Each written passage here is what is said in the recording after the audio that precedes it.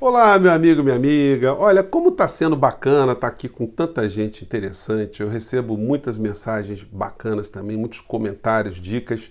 Continue a ficar engajado aqui no nosso portal. E você que está chegando agora, você é muito importante também. Se inscreva, compartilhe o nosso conteúdo se você gostar e vamos ajudar outras pessoas a pelo menos ter algumas interrogações sobre a realidade que está acontecendo no nosso país, né? É assim, com a crítica, com a percepção da realidade que a gente ajuda, da nossa forma, como nós pudermos, é o processo civilizatório avançar. E olha que no Brasil a gente sofreu aqui uma brecada, estamos dando uma ré e temos muito a fazer nesse sentido. Olha, eu estou recebendo muitos comentários bacanas, pessoas que têm se inspirado em algumas coisas que a gente fala aqui, então a gente se motiva e cada vez mais a gente vai tentar jogar luz sobre alguns temas aqui, né? E hoje o nosso programa ele é inspirado por uma aparição ou reaparição inusitada. Me refiro a Abraham Van Traub. Ele estava desaparecido no seu refúgio, foi lá para Miami. Coincidentemente, a Covid tornou-se o epicentro do planeta lá, naquela região. Depois temos o Brasil no seu conjunto, que está tendo muito mais mortos aqui no Brasil, por conta da inação, a incompetência, o desprezo, o descaso que o presidente da República e seu governo dedicam a esse vírus que eles acham ou que eles denominam como o vírus chinês. Então, Von Traub vai ter que se proteger muito, porque onde ele está, o vírus está em todos os lugares. Mas então ele reapareceu nas redes. E me deixa uma interrogação aqui para iniciar nosso papo. Como é que a gente lida com as pessoas ignorantes? E pior do que isso, como é que você lida com ignorantes ressentidos? Porque o ressentimento ele acaba criando uma barreira na reflexão racional das pessoas, né?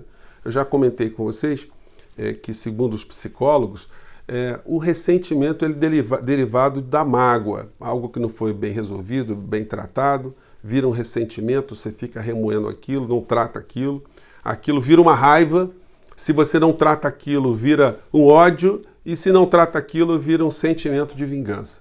Então, o que nós temos no governo federal hoje e nas redes que dão sustentação a esse tipo de gente que está comandando o Brasil, são pessoas tomadas nesses diversos níveis psíquicos, né? O ódio, raiva, sentimento de vingança, mágoa, tudo isso dentro de um pacote misturado com uma dose de ignorância profunda. E aí a gente vai vendo as pessoas que encantam e que orientam a outras tantas nas redes ao apoio ao governo Bolsonaro, e elas vão falando verdadeiras aberrações. Eu fico pensando às vezes se o Von Traub ele é formado mesmo, ou se ele conseguiu o diploma de uma outra forma, diferente. Porque não é possível alguém que tenha estudado minimamente professar tamanhas ignorâncias, né? Ele está dando uma aula aqui para os bolsonaristas, dizendo que os problemas principais do Brasil são a esquerda, os oligopólios e a corrupção. Então, eu vou trazer para vocês só um trecho aqui desse vídeo aqui para vocês analisarem junto comigo se o que ele está dizendo faz sentido, se encontra eco na realidade. Vamos lá. Feito o pessoal da corrupção e da esquerda, mas nota que tem gente que está em dois grupos. Tem gente que é de esquerda e é banqueiro. Tem gente que é de esquerda e defende as maiores loucuras contra o livre mercado. Então, eu poderia colocar todo o vídeo para vocês, eu vou colocar na descrição para quem tiver a curiosidade científica para analisar esse tipo de criatura, né? Eu vou colocar o vídeo na íntegra para vocês, né? Mas segundo ele, nós temos banqueiros que são de esquerdas, nós temos essa elite econômica, né? E hoje a gente vê aqui numa matéria que saiu em alguns jornais, tendo como base, né, um relatório da Oxfam, que é uma ONG, uma instituição criada na Segunda Guerra Mundial por um filantropo inglês.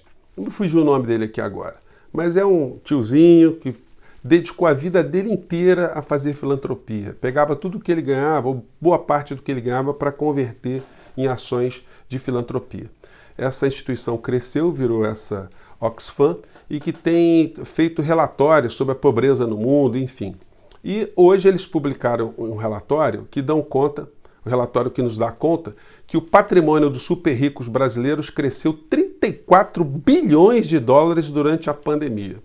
34 bilhões de dólares. É muita coisa. E aí eu fui lá ver a lista do Von Traub, né? Já que ele disse que nós temos banqueiros de esquerda. Numa lista aqui que está no Wikipedia, que eu vou colocar para vocês também, tem a lista dos 29 bilionários brasileiros aqui para ilustrar nosso papo.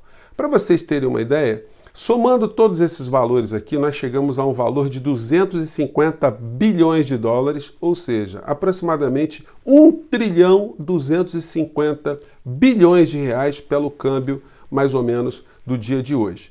Então, essa gente aqui, essa lista com 29 nomes, tem 17 banqueiros. O primeiro banqueiro de esquerda, segundo Von Traub, seria o senhor Joseph Safra, que tem uma fortuna pessoal de 26 bilhões e 300 milhões de dólares.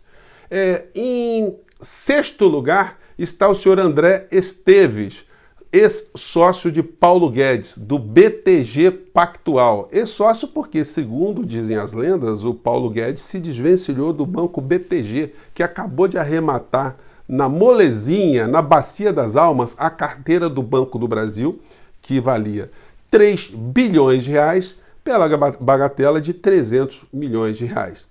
Tem um trambique e uma tramóia em curso. Qual é? Todos nós já vimos pelos noticiários que Paulo Guedes está agindo nos bastidores para que seja aprovada uma norma aqui no nosso país que permita com que os bancos troquem títulos podres, títulos vencidos, títulos de difícil resgate por moeda 0 quilômetro, moeda pelo preço de valor. Ou seja, segundo essa tramóia, se isso passar no Congresso Nacional, o BTG, que está comprando um patrimônio de 300 milhões, vai poder converter no outro dia isso para um valor de 3 bilhões de reais.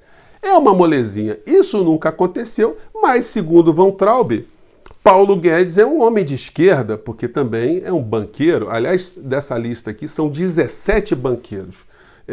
Somando a fortuna dessa gente toda, gente, não é brincadeira, não. E o relatório da Oxfam dá uma indicação muito interessante. Eles dizem que se não houver uma reforma tributária que tribute aqui no Brasil os bilionários, como em outras partes do mundo eles o são, de fato a situação vai continuar muito complicada. Eles deram apenas uma indicação que você pegar a fortuna dessa gente e tributar no nível de 1, 2, 3 e 3,5%, dependendo do número de dinheiro do volume de dinheiro que essa gente tenha, você pode aumentar a arrecadação no Brasil 50 vezes em relação ao que eles pagam hoje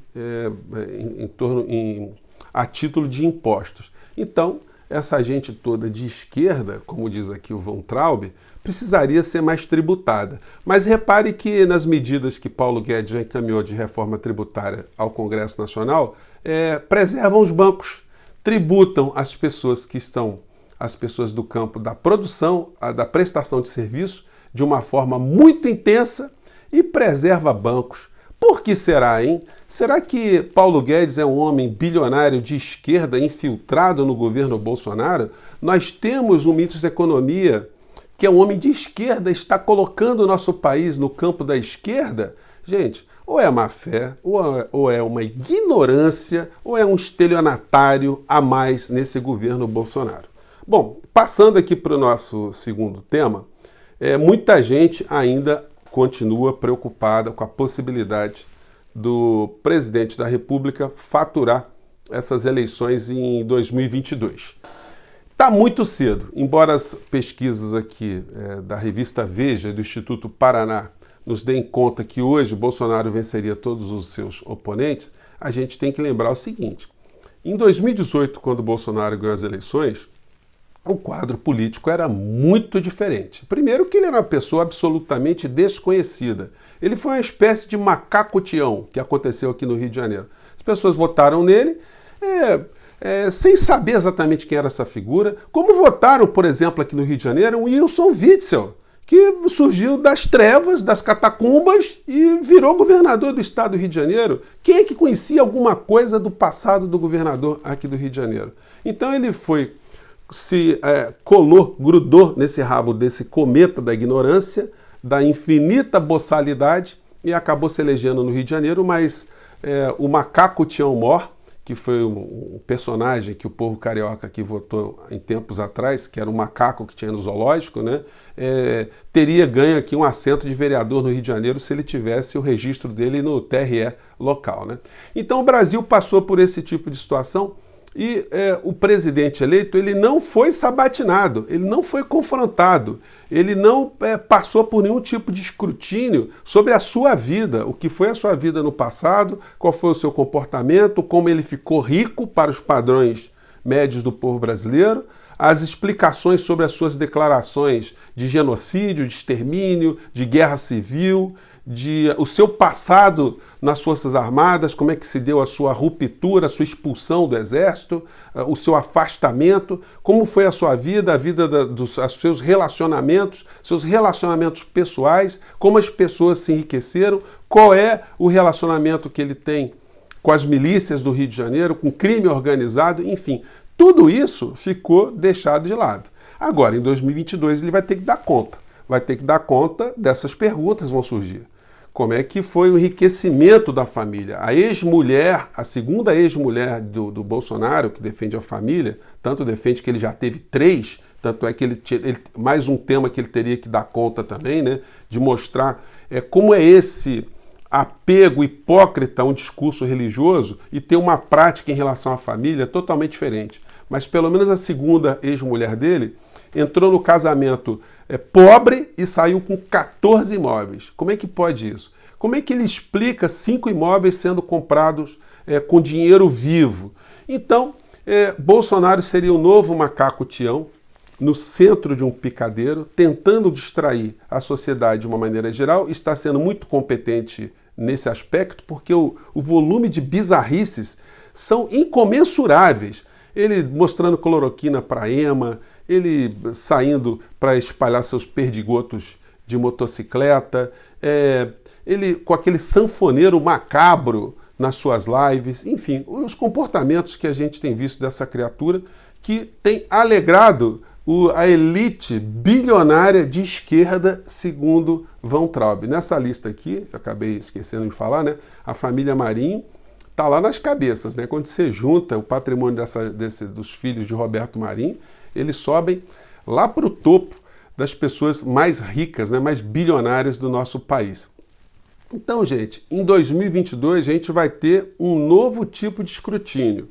Resta saber como é que as forças de oposição elas vão se comportar nesse processo todo. Se houver muita inabilidade e a gente transformar essa eleição numa eleição plebiscitária, quase não saiu, né? Está arriscado a gente ter uma grande surpresa negativa lá pela frente. Mas será que o presidente da República, com tantos comportamentos erráticos e ruins, ele ainda conseguirá o seu registro como um candidato em 2022? Porque podem pipocar processos criminais, os processos que estão se acumulando na Corte Penal Internacional em Haia estão se acumulando, ele está cada vez mais cercado por todos os lados e quando ele perder a imunidade, gente, a coisa vai ficar muito complicada.